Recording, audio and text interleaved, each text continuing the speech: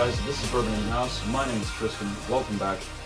Today I have two awesome single barrels from one of my favorite shops in San Francisco, from one of my favorite distilleries, Four Roses. Really excited to get into these. One I've had for a couple years, one is from 2018. So I thought it'd be really cool to do kind of a side-by-side comparison, and I really look forward to doing more of these reviews with a number of single barrels from a number of stores in the Bay Area. Let's just get into these. They're from a shop called Royal Liquors on Polk Street in San Francisco. Owned by a guy named Sammy. Awesome guy. It's a really small shop that some of you viewing, if you're from the Bay Area and you frequent San Francisco looking for bottles, you probably have passed by it and not even known what it was. It comes across kind of as your average just run-of-the-mill liquor store, but if you go inside, you're immediately when you look at the whiskey and you know what you're looking at, you know it's not just another liquor store. Sammy's got a plethora of bottles ranging from a number of years, old vintage stuff, tons of single barrels. He actually goes to Kentucky and picks them. These are both ones he went to Kentucky and picked, so they aren't just samples that were sent out. Not that there's anything wrong with that, but he went to Kentucky, hand selected these barrels, and this is an OESK and this is an OBSV. And what that means is basically Four Roses has 2 mash bills and 5 yeast strains, which are combined to make 10 different recipes. So Four Roses has the most complex and beautifully diverse range of bourbons. The flavor ranges they get from sweet to spicy to herbaceous to floral, it's insane. A lot of people don't know that because what's usually available in stores when you go in to see the Four Roses section, they'll have a single barrel with, you know, this same exact bottle with a slightly different label, and the standard is an OESK. However, this is an OESK he picked, which is 8 years and 9 months old, bottled August 19, 2016, so this was a 16 release. And this one is the OBSV. Basically, this is their low rye mash bill, the OB is the high rye mash bill. So 20% rye mash bill, 35% rye mash bill. In my opinion, they're currently, I hate to say this, I'm sorry Jimmy, I'm sorry Eddie, Four Roses, in my opinion, is making the best bourbon right now via single barrel form. I hate to say that, and the margins are so slim. I've had some phenomenal Russell's Reserves in recent years. Wild Turkey's still my favorite distillery, but Four Roses currently is pushing out some of the best single barrels on the market. So the OESK is bottled at 58.6% Warehouse Q5, barrel 513B, and the OBSV is 60.8% from MW Warehouse, barrel number 51-4T. These are some of my favorite bourbons I've tried in recent years. I'm not even kidding. The Four Roses as a whole are, but some of the best store picks I've had. I've had a probably say 7 to 8 single barrels store picks over the past 5 years from Four Roses, so not a whole lot. I mean, there's some guys out there that literally have blogs just for Four Roses, primarily focusing on just their single barrels. I mean, that is how much flavor and diversity you can get from their single barrels out there. Sammy, he did an awesome job with these. Let's get right into it. Starting with the OESK. So again, low rye, high rye.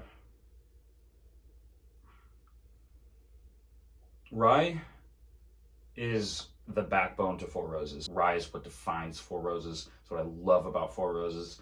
It gives the most complex. High rye bourbons are really what makes bourbon, in my opinion. On the nose, from the OESK, you get a lot of cut red cedarwood, pine, just vivid forthright rye spices. Very atypical Four Roses. Cinnamon, nutmeg, cardamom, lots of smoked hickory, big hickory notes in Four Roses. It's one of their signature notes. You get caramel, big umami notes, just real savory, almost like a umami like meat marinade note to it. Just mouth-watering, super good. The sweet and sour hard candies, like warheads almost, like lemon warhead. That's the kind of lemon note you get. Lemon juice, grilled pineapple, mixed with almond, cashew butter, a nutty raisin bread, spent peanut shells, including like the red skins on the outside of peanuts. Tons of oak, buttered French toast. It's breakfast and dessert in a glass. OBSV, high rye, 35%. This is a little more quiet, and what's interesting is higher proof. But I found this to be a little more quiet of a bourbon than this one. This one, candied lemon peel, smoked charred vanilla, rich rye spices with 35% rye mash bill, which is big. Very pleasant though. Rich signature hickory again. It's a little less complex, I thought, than the OESK. You do get that red cedar accompanied with the oak, the American oak. Red apples, like some red apple skins. But like, you know, if you go into a produce aisle and smell red apples, you really get that in the nose. Yeah, this one I found to be just a little more sweet. And I think that is a testament to the fact that there is less rye in this. Yeah, let's get into the palate now. OESK, sweet hickory, oily, rich, dense, meaty, tons of weight. That rye, cedar, that oak comes through. There's this wet mentholic note, like if you were to smell or taste in your mouth like wet, fresh mint, that's what you get in this. And more of that meat marinade. It's a little more sweeter though, more than the savory sweet notes on the nose. You get more of that sugary sweetness. You get a little charcoal, little barrel char, a little black licorice, little treacle. The green rye grains are really youthful and really just bursting off the palate. That corn comes through, tons of smoke. It's a smoky bourbon, this one. Arguably the smokiest bourbon really I've ever had. I noted that here, and actually after revisiting these, you definitely get that.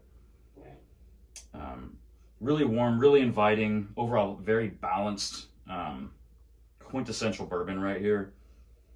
OBSV. Something that stuck out to this, Coca-Cola and charred marshmallow. You definitely get hickory, more baking spices, heavy bitter char.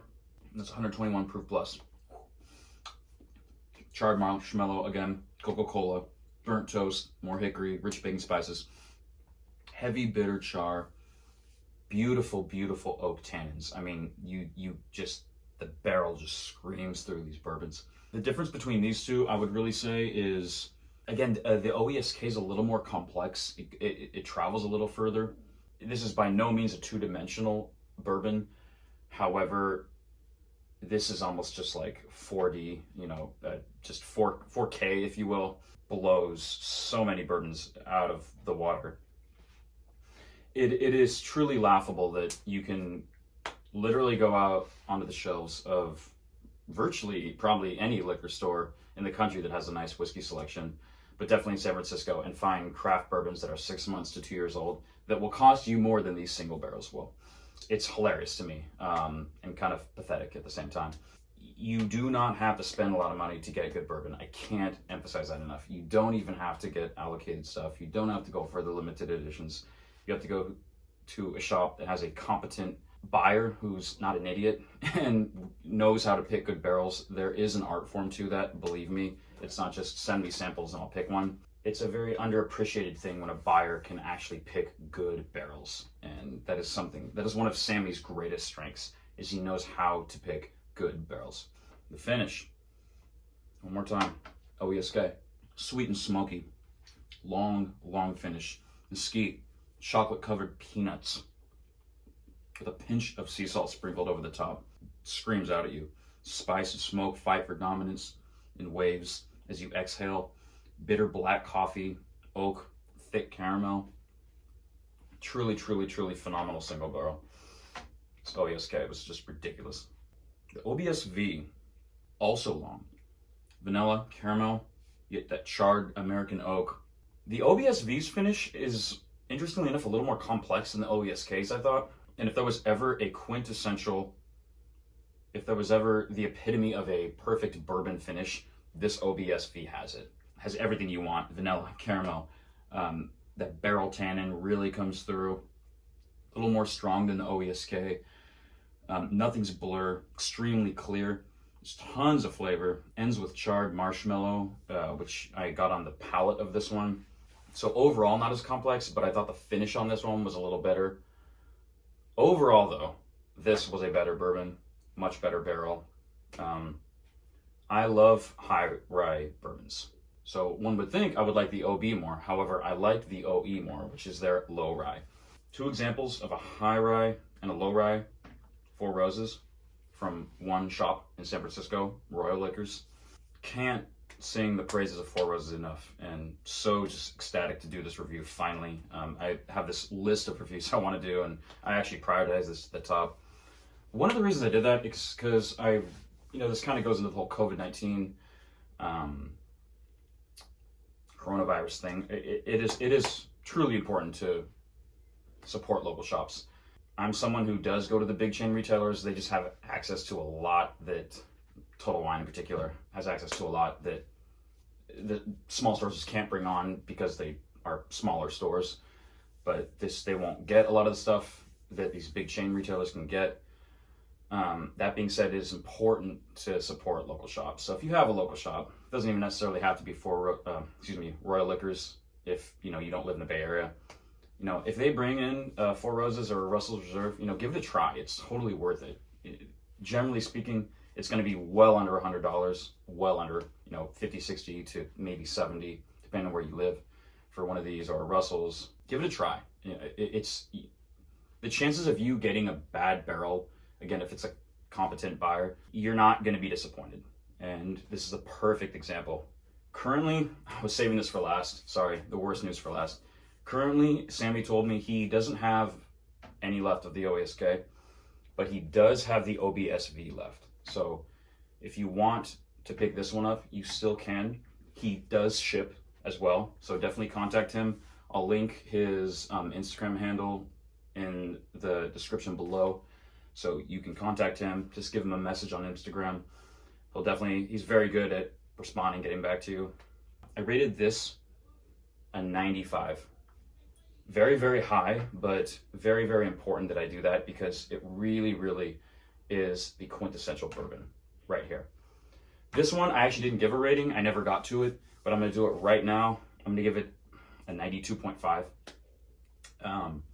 Second to this, that's still an incredibly good, solid, lower A rating, but this OESK just knocked it out of the ballpark. When there's a good barrel out there, whenever you see this type of bottle in a shop, the normal single barrel Four Roses is almost identical to this, but the label isn't gold. Whenever you see it and then it's gold, that means it's a single barrel that's been hand selected, either by samples sent to the store or someone has gone to the distillery. If so, turn it, usually see some kind of custom sticker. Definitely consider this an option as a purchase because you probably will not be disappointed. So yeah, Four Roses, single barrels, phenomenal stuff. Royal Liquors, San Francisco. Give them a try. They're on Polk Street. Check out his selection. He's got a ton of Japanese whiskey, ton of Scotch, ton of American whiskey. The guy's been in the game a long time. Tell him I sent you. He'll definitely show you what he has. I think he currently also has an Eagle Rare, Buffalo Trace, and a number of other single barrels, handpicked. But yeah, this would be probably his best one currently. So, hope you guys like this review. A little longer than normal, but yeah. What was I gonna say? Doing some of the best bourbon right now in the game. So, yeah. Cheers, guys.